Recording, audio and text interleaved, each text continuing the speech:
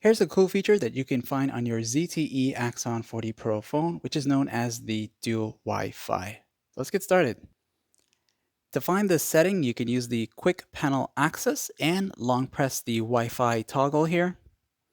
That'll take you to the main Wi-Fi settings, and while you're there, you'll see the dual Wi-Fi networks speed up. As you select that one time, you'll want to go ahead and turn on this switch right here, and it will connect to a nearby router or any Wi-Fi connection that you have the password to. Now mine is already connected because I've already selected it and set it up, but you'll see all the available networks in this section right here. And when you see it and you know the password to access this Wi-Fi router in particular, go ahead and input that in and it will give you access to it. And then you'll be connected to two Wi-Fi routers at the same time. And yes, this will use more battery life, being that it's using two at the same time and processing twice more than it usually does. So like, sub, and thanks for watching.